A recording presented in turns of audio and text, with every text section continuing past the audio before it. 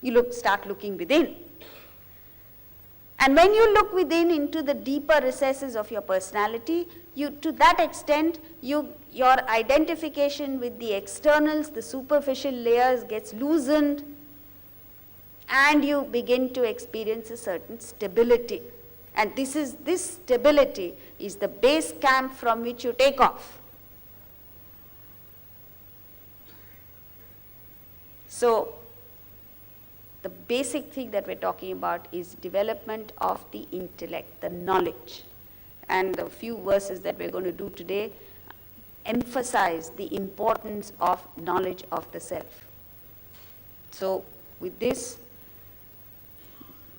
the Jnana Yoga, knowledge of the self, helps you to achieve success, happiness, and spiritual growth. Success because you've developed this discriminating ability to such an extent, your clarity is developed to such an extent that before the world makes the first move, you've already figured it all out. It's like playing a game of chess with the world. By the time the world has made one move, you are 7 steps ahead of the world. So you achieve success with this clarity. You're happy because your happiness is not dependent on anything that's going on outside. You have managed to trace all your experiences to that power which enables you to see, hear, smell, etc. And you grow spiritually, your desires drop because you understand, like Wordsworth says. He says, the wise man, I affirm, can find no rest in that which perishes. It's true. Anything that perishes, it's not worth lending your heart to. And once you withdraw from the world, your happiness is more permanent. Your desires for the world are no longer bothering you, and that's how you achieve spiritual growth. With this, we move to verse 18.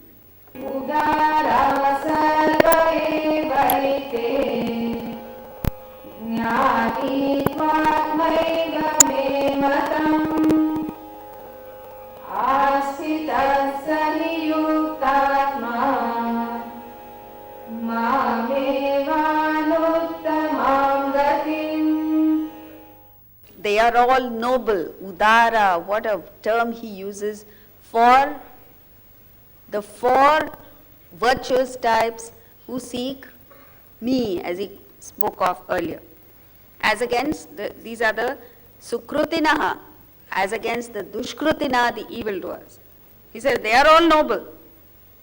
But I regard the Jnani, the wise, as my own self. For steadfast in mind, such a one is established in me alone as the supreme goal.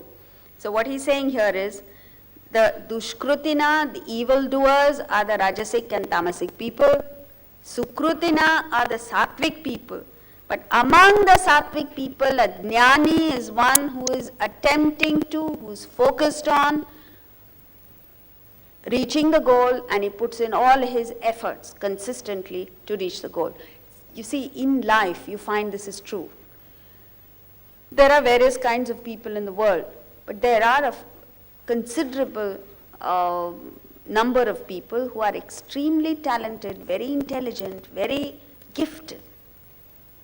Most of them do nothing with their talent or gift. They get distracted, their mind is in a scattered state, they're going all over the place.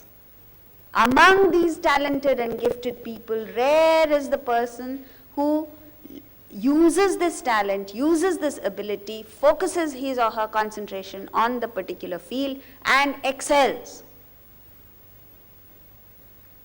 Such people are very, very few. That's what he's saying here. Among the Sattvic people, let's say all of us are Sattvic relatively, because on a Friday evening when there are so many distractions in Mumbai city, you are sitting here, congratulations. You must be Sattvic. Among the Sattvic, among us, how many of us are really focused on self-development? How many of us are really focused on, let me see how I can liberate myself from the sorrow that I'm experiencing? Very few. But that one wise person I regard, what a way he says, as my own self. You see, the moment you develop this focus, the moment you have this consistency, even though you have not reached the state of realization, you're as good as there. Because you've got all the ingredients, you've got everything set to get you to that place. It's like flight is announced from Bombay to Delhi, and you buy a ticket, you check in, you have your boarding pass, you pass through security, you got into the aircraft and you're sitting in the seat, you're as good as in Delhi. Because you've done everything in your power. The rest is up to the pilot and the airline to get you there, which under normal circumstances you'll get there. So they are all noble, but I regard the jnani, the wise, as my own self. So basically there are 4 stages of mukti, 4 stages of union. And these 4 stages have been enumerated in the scriptures as number 1, salokyam. Salokyam means inhabiting the same world. So what happens is, the majority of the people are rushing towards the world for fulfillment with the belief that the world can give happiness. They are far from this. The first step is, you've turned introvert. So an introvert person inhabits the same world as Atman. Then comes samipyam. This introvertedness is then developed on to gain more and more peace, and such a person develops sattvic. You see, what happens is, all of us have this sattvic content. All of us have, whether we like it or not, whether we accept it or not, we have something in us which thinks of the higher, at least occasionally. You need to capitalize on that. You need to grab that and develop it. Most of us don't do it. But here is a person, a jnani, who does it. So samipyam, when he develops his sattvic content, he gets nearer the goal. The third, sarupyam.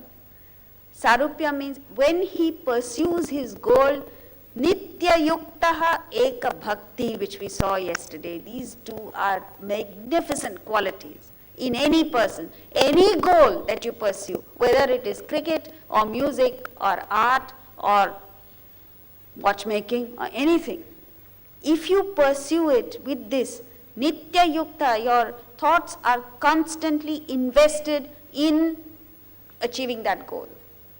And eka bhakti, where you feel so intensely for that goal, you find happiness in the very pursuit. So in such a way that the result really doesn't matter, because you've almost got there. That is that sarupyam, a spiritual aspirant who has turned introvert, has become sattvic, has increased his sattvic content. Then he reaches a stage where he sees divinity everywhere. Whatever he does, wherever he goes, he sees everything that he's seeing as nothing but a manifestation of that divine force. And that's a beautiful state to be in. The last is sayujyam, complete merger, where you see only divinity. There's no world, there's no individual, nothing. There's a total merger. Let's take an example. Those of you who have daughters who are married outside, the further away she is, the more you'll understand this example. So your daughter gets married and she goes to Canada, let's say. Having gone there for 2 years, she doesn't come back. And after 2 long years, when you're waiting, you're just dying to see her, you hear she sends you an email saying, I'm booked on such and such a day, and these are the flight details. So on that particular day, at that time, you look at your watch and you say, she's on the plane. She's boarded the plane has taken off. You don't even know whether the plane has taken off, but you imagine it and it gives you so much joy. She is nowhere near Mumbai city, but you get this thrill because she's getting here. And then the plane lands in Delhi. When the plane lands in Delhi, because you're tracing that aircraft right through. The moment the plane lands in Delhi, where is Delhi? Is at least 900 miles away. So, but still, you get a relief because she's inhabiting the same world. At least she's in India. Salokyam. Then you go to the airport to receive her, and you see on the monitor, flight so-and-so has just landed. You can't see her, you don't know where she is, you don't know what's happening, and yet you feel this sense of, you feel a certain thrill because she's samipyam, she's close by. Then from a distance, she's gone through, customs and this, that and the other, and she's walking towards you. You just about figure out, this is my daughter. Sarupyam. What a thrill you get. If you want to know what this is, you go and see this tamasha that goes on at the airport. You know the best part is, because 2 years you haven't seen her, you don't know what kind of clothes she's wearing, you don't know nothing. And from a distance, you are myopic anyway. So you see some lady walking towards you and you wave out desperately. Then it ends up she's not your daughter. But that thrill, see the form, sarupya. And then she actually comes out and you give her a nice hug, sayujyam. These are the 4 stages of union. If this amount of thrill you get with a married daughter, what must be the thrill when you come? Forget the sayujyam. Even the salokyam gives relief. The moment you turn introvert, you begin to access a certain level of mental equanimity, happiness that you never experienced before. Where as long as you're chasing the world, you can never ever find happiness. At least this much you must understand. And start the journey. Once you start the journey with this salokyam, then it has a cascading effect right up to sayujyam. This is what he's saying here. Therefore, the message is turn introvert. 19. Bahunam janmanamante Jnanavan mam prapadyate Vasudeva sarvamiti Samahatma sudurlabha. Bahunam janmanamante. At the end of many births, the wise person enters me realizing that all this is Vasudeva, reality. And then he says, such a Mahatma, sudurlabha, very difficult to get, very rare. Verses like this are misunderstood to such an extent that you give up the Gita itself. Bahunam janmanamate means first of all you have to subscribe to the theory of reincarnation. And then say, if I have to live for bahunam janmas and get it at the end of it, well, forget it, enjoy your life now. That's exactly what happened, Narada, the sage, once was walking along and in the Himalayas. And he came across a sage sitting there in meditation. And just as you and I get bored, they also get bored in the Himalayas, meditating. So he heard some movement, and the sage who was meditating opened his eyes and saw Narada there. So he prostrated to him and said, Narada, what brings you here? He says, no, I'm just on my way to heaven. So he says, really? You're going to heaven? Can you find out how many more janmas I have to go through before I realize God? Narada said, yeah, sure, I'll find out. And there's a register there in heaven. He wasn't going to heaven, no way. He's just going to taking a chakkar and coming back. But this sage got appeased and he continued his meditation. He walked along and he came across a second sage. The second sage also saw some rustling and opened his eyes, saw Narada and prostrated to him and said, Narada, please tell me how many more janmas I have to go through before I realize God. He said, sure, I'll find out because I'm just going to heaven and coming back. He went, took a few turns and came back. And the first sage apparently was on the verge of realization. He was a highly sattvic individual and he just needed a few more sessions of meditation to realize. So Narada, mischievous that he was, he told him, as he approached him, he said, "Did you find out how many janmas I have to go through?" He says, "Yeah, I found out, but I have bad news for you." What happened? You see a tamarind tree? The tamarind tree has many little leaves. He says, you have as many janmas to go through as there are leaves on that tamarind tree. So this sage, who was about to realize, he still didn't get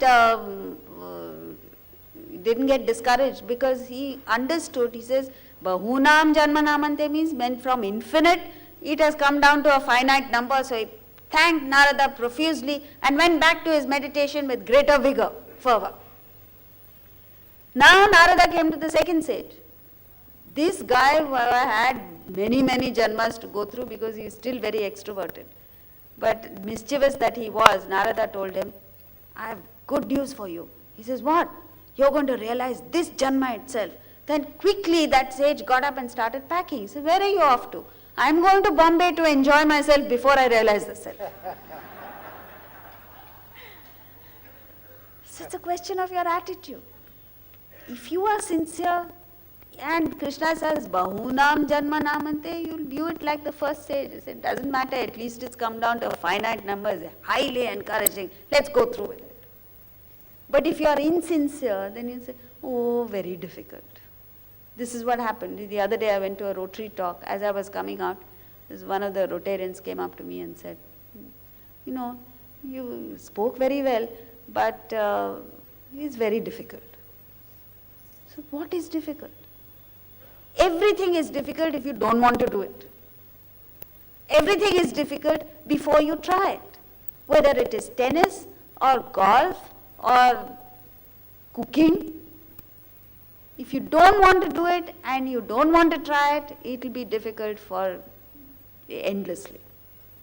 But a person who takes it upon himself to master it, by God he achieves it. Look at this little 16-year-old girl, Michelle Y, a Korean girl. 2 years ago, when she first started playing golf, she had no money to play golf. It's an expensive game. So in her hometown, all the people of her hometown decided to collect money, and they raised some $16,000 or something just to be able to get her to play golf.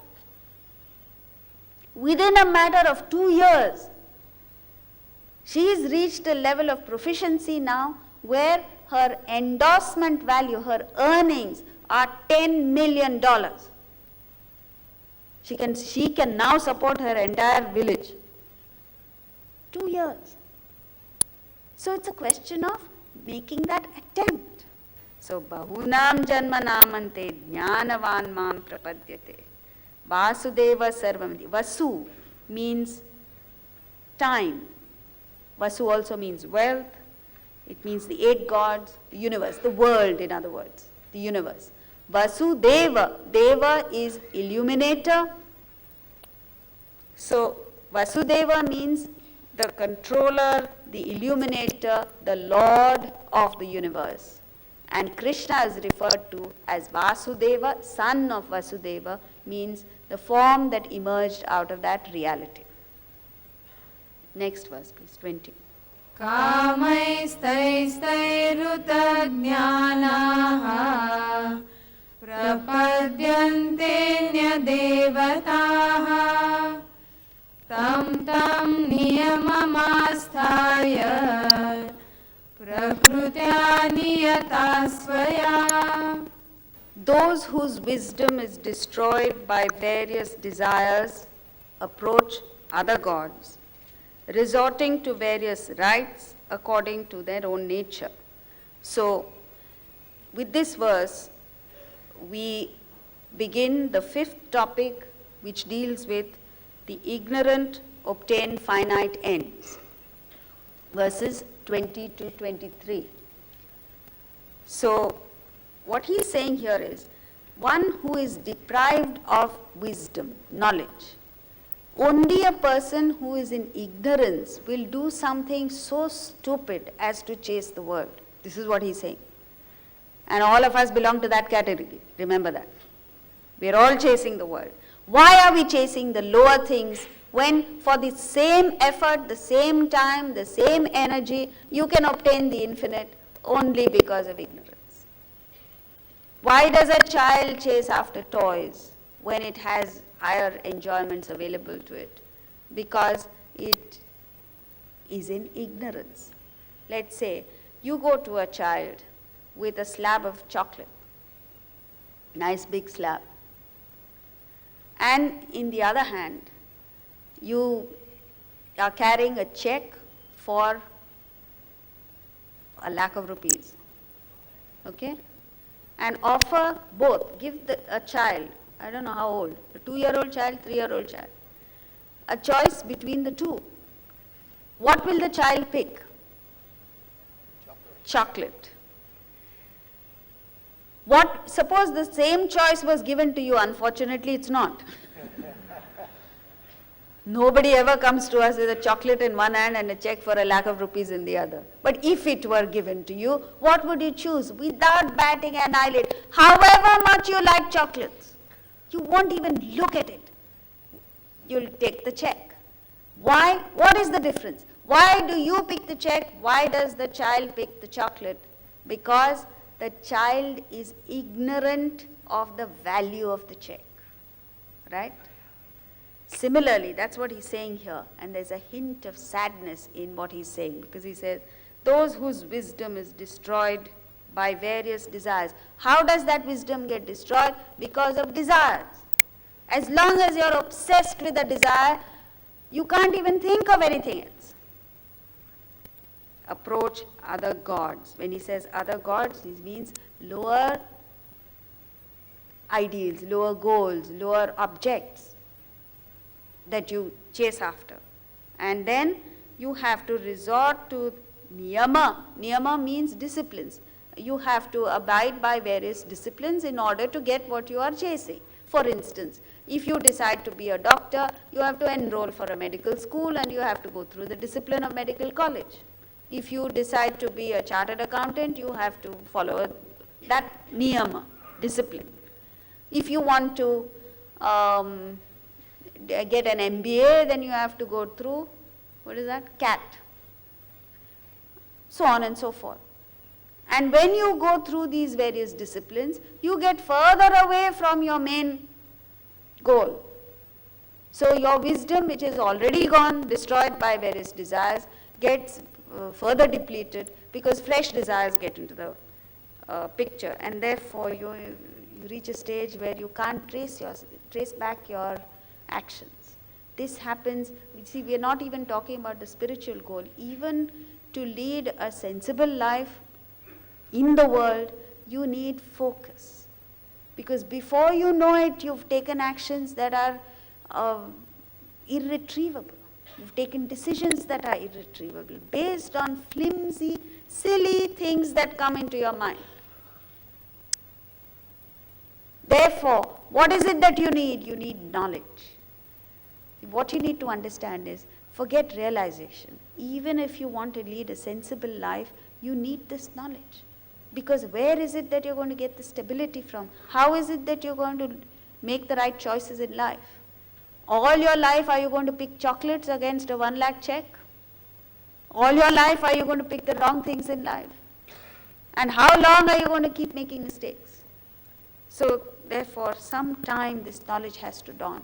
And if you go back into Indian history, you find that at a certain stage, whenever India had reached the zenith of prosperity, the golden age, it was Vedanta that was at its highest, where every man, woman and child was exposed to this knowledge right from childhood, so that they grew up into stalwarts who were capable of handling every challenge in life.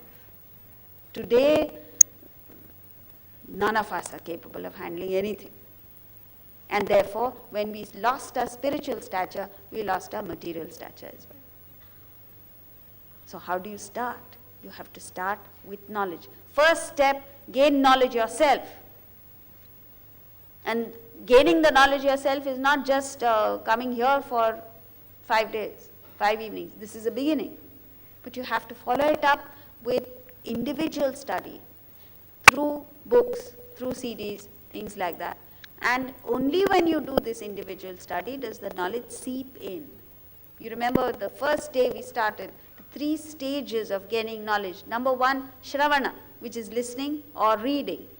But it must be followed up with Manana, which is reflection. And please understand, don't look for entertainment. As it is, there's enough entertainment around in the world. The whole world is geared to simply entertaining you, giving the little flashes of excitement, surface excitement. No, what you need is deep-rooted, stable knowledge, which may not be exciting in the beginning, which may not be entertaining. Right through life, we are looking for what is known as manoranjan, entertainment. So even when you come to a Bhagavad Gita lecture, you're looking for entertainment. Many people come and say, oh, today there were no jokes.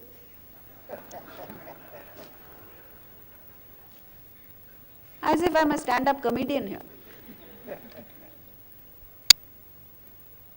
The whole life you must look for what is known as Atmaranjan, for self-purification. Whatever you do, wherever you go, the focus must be on how do I emerge out of this experience a better person.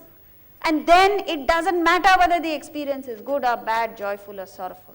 What matters is you've learned from it, you've emerged a better person. Anyone who's focused on self-improvement, self-purification, self-development, doesn't look for entertainment. 21. यो यो यां यां तनुं भक्तः श्रद्धया चितुमिच्छति तस्य तस्याचलां श्रद्धां तामेव विदधाम्यहम्. Whatever form a bhakta, devotee, seeks to worship with Shraddha, faith, I make that Shraddha unwavering. What is Shraddha?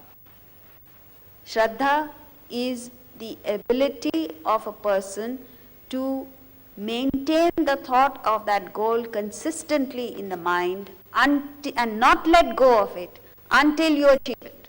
This very few of us have. The word Shraddha is translated as faith. Many of us have faith, but we don't have Shraddha. Joe Goldsmith defines faith as belief in a thing that you do not know until you come to know what you believe in. Rabindranath Tagore puts it poetically. He says, faith is the bird that feels the dawn and sings feels the light and sings while the dawn is still dark. He puts it beautifully. In this dark life of ignorance that we are all going through, there is something in us which says there has to be light at the end of it all. And you pursue it, you feel the light and sing while the dawn is still dark. It's a beautiful way of presenting Shraddha. And Shankaracharya gives a complete picture by saying it's the capacity of the intellect to absorb knowledge, to contemplate over it, to pursue with it until you become it. So whichever definition you want to take, whichever inspires you, grab it, but the important thing is pursue whatever it is that you want with Shraddha. He says, I will make that faith unwavering. So what he means is, as we go, we'll go to the next verse and then we'll understand what he means. There's a continuity of thought from verse 20, 21 and 22. So we'll go to 22 now. Sataya Shraddhaya Yuktah